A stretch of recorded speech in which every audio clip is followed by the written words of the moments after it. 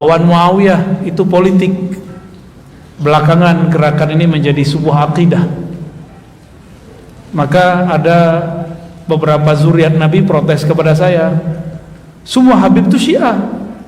Saya tanya, Syiah apa dulu? Syiah mahabbah pengikut Sayyidina Ali atau Syiah Rafidah? Saya tanya gitu. Kalau cinta Sayyidina Ali, maka semua kita Syiah. Ya gak? Benar, antum cinta Sayyidina Ali gak? Kita semua cinta Sayyidina Ali. Tapi jika cinta Sayyidina Ali membenci sebagian sahabat, maka itu tidak termasuk Syiah yang kita maksud. Ya, jadi Syiah itu sebuah istilah politik yang kemudian berubah menjadi istilah agama. Karena ada politisasi agama. Ini yang bergawat nih di Indonesia mulai ini. Dulu saya kajian, Bapak Saudara makan Allah, tentang kajian Ma'rifatur Ruh, nggak ada yang protes.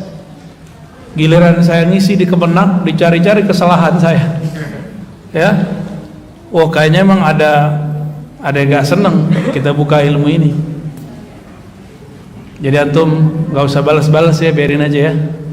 Ya. Jadi gak usah khawatir. Saya kemudian diperkarakan masalah Al-Ghaus, Al-Mahdi. Antum coba cek, apakah pernah saya menaskan menyebutkan Al-Mahdi seseorang? Kan gak ada. Ada gak di kajian saya? Hah? Pak Hashim ikut saya kan selama ini? Ini kemana-mana ikut ngaji, sampai ke puncak saya diikutin. Pernah nggak saya mengatakan Al-Ghaus Al-Mahdi si fulan? Pernah nggak? Nggak ada. Justru saya mencintai semua ahlul bait karena saya khawatir nanti dari keluarga mereka keluar Al-Mahdi. Gitu. Cuma sekarang saya punya guru, mursyid saya banyak. Mursyid saya ini Thariqat Nasamaniyah saya ngambil kepada Abu Hasan Basri, sudah wafat. Dan anaknya Abu Yadarlis bin Hasan Basri, dan saya diijazahkan Naqsyabandiyah dan Samaniyah, Qadiriyah, Khalwatiyah. Itu ijazah dari mereka. Sebab mereka sudah wafat, ayah dan anak sudah wafat. Lalu saya berguru kepada Abu Ya Kasril, Maulana Kasril Al-Khalidi An-Naqsyabandi, masih hidup. Beliau ummi, gak mau nerima ijazah tapi karena keummiannya. Tapi kita paksa supaya tetap memimpin zikir karena kita butuh ilmu zikirnya. Adapun ilmu tentang baca kitab, saya bilang biar saya backup. Masih hidup sekarang.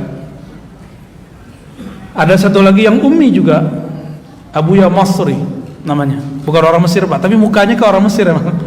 Guru saya dulu Dr. Bashiri Abdul Mu'ti, ngajar juga di Darussunnah, ngajar di UIN juga dulu. Beliau ahli dirasa Islamiyah lah, keilmuan Islamnya lengkap, syair bisa, tafsir bisa, nahwu bisa, usul fikih bisa, apa aja bisa. Mukanya mirip. Saya mikir jangan-jangan emang dia dari Mesir nih, keturunan dulu ya.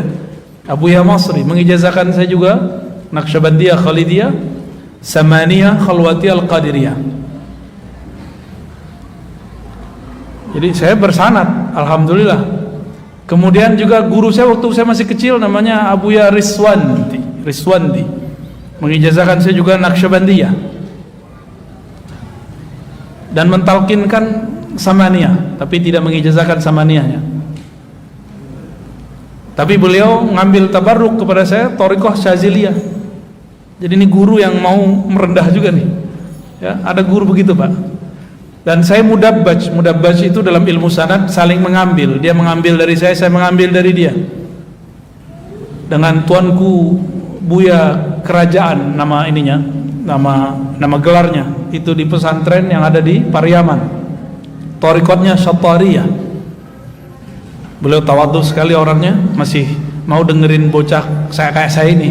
Di umur beliau kan saya masih kecil. Tapi setiap kali pulang beliau minta, ayo ngajar kitab sebentar gitu di tempat beliau. Dulu kalau nggak di rumahnya, kalau nggak di pesantren. Dan masih banyak lagi beberapa thariqah dan masyayikh yang mengijazahkan. Sekarang saya ketemu seorang mursyid lagi yang mengajarkan thariqah, gabungan 4 thariqah, lalu kemudian dia mengambil metodologi awalnya disebut Al-Muhammadi. Jadi gabungan Naqsyabandiyah, Qadiriyah, Syaziliyah, Tijaniyah. Nama guru saya itu Abi Ahmad Al-Badar. Dan mereka beda-beda. Yang 4 yang tadi itu orang syariat semua. Kalau yang ini Malamatia. Kalau Malamatia tahu sendiri, ujiannya langsung ke dalam jantung antum itu, sir antum diuji. Saya ketemunya setelah saya berdoa lama bertahun-tahun, ya Allah pertemukan saya dengan wali Allah yang mempunyai makrifat tentang engkau. Ujiannya berat. Ketemunya di mana? Dia orang Jakarta tapi ketemunya di Uzbek. Jadi saya karena dari kecil belajar Naqsyabandiyah, saya pengen ziarah ke Naqsyabandiyah dan minta izin, minta kepada Allah, ya Allah pertemukan saya dengan wali-wali Allah. Ternyata saya sekamar dengan beliau. Malam-malam kenalan sampai kami di kota Bukhara. Jadi turun di Tashkent, dari Tashkent terbang lagi ke Bukhara, sekamar. Kata beliau, maafin ya kalau saya agak nyeleneh-nyeleneh. Iman saya itu mulai diuji tuh. Pandangan batin saya mulai diuji. Mulai diuji, Pak. Kak, aneh kenapa? Saya panggil dia Syekh. Dulu belum ada aneh-aneh, pakaiannya masih biasa ke orang biasa. Terus beliau bilang ke saya, ini sering ada kontak batin dengan Sayyidina Al-Khidir. Wah, merinding saya waktu itu. Beneran nih orang nih, wajahnya kok nggak ada tampangnya sama sekali. Pakai jam mahal, ya, pakai baju, pakai celana levis. Pusing juga kita tuh mikirin orang nih, ini zohirnya begini. Dicek sosmednya,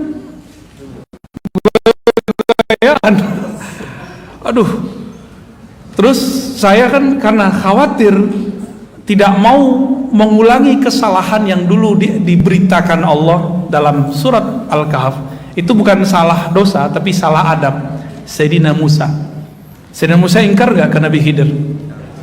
Ya, saya gak mau mengingkari hal yang sama lagi. Maka saya dalam hati, ya Allah, jika ini benar tolong kasih saya pertanyaan yang membuat dia tidak tersinggung. Maka saya bertanya, Syekh, kalau saya ketemu Nabi Khidir dalam batin, di ram rohani, itu cara taunya gimana? Itu bahasa halus daripada saya mau nanya gini ke dia, muka kayak kamu ketemu Nabi Khidir, tahu dari mana tuh Nabi Khidir gitu. Mau nanya begitu, tapi batin saya mengatakan tanya baik-baik, siapa tahu dia beneran. Maka saya bertanyalah, Syekh, kalau saya yang ketemu Khidir, Balia bin Mulkan, itu tahu benernya gimana? Langsung dia tunjuk dada saya, kamu kan punya sir dalam dirimu. Merinding saya ditunjuk begitu. Kamu punya sir dalam dirimu. Sirmu itu ada ruh di dalamnya. Ruh kenal dengan ruh, sir kenal dengan sir. Di situ saya mulai berhati-hati dengan orang ini. Gak boleh suzon sama sekali. Suzon lewat kita. Nah itu ceritanya. Maka selama pandemi saya dapat hadiah itu. Hadiah mulazamah, diminta beliau ngajar hikam di tempatnya. Jadi ceritanya saya diminta ngajar hikam di tempatnya. Ar-Razi bisa ngajar hikam nggak? Oh siap, saya ngajar hikam lah di sana. Waduh, saya diuji Pak. Ngajar hikam orangnya main PS. Hikam kan mengajarkan berbaik sangka, benar nggak? Dia main PS, saya bisa nggak baik sangka sama dia? Selesai saya ngajar hikam, saya duduk bersama beliau, nemenin beliau main PS. Ternyata beliau ini satu napas nggak pernah lupa kepada Allah Subhanahu Wa Taala. Jadi ketika main segala macam, ntar ada sirnya turun, diambil kertas dia tulis. Saya mau nanya waktu itu, Syekh, ente tahu nama ruh, dalilnya mana? Ada nggak ulama terdahulu yang ngomong nama ruh? Jadi dulu saya termasuk meragukan nama ruh, ya, termasuk yang meragukan nama ruh. Dan itu kepala saya mau pecah Pak, mau ngomongin masalah nama ruh. Karena selama ini saya belajar thariqah, saya asli belajar thariqah dan dapat ijazah kemursyidaan.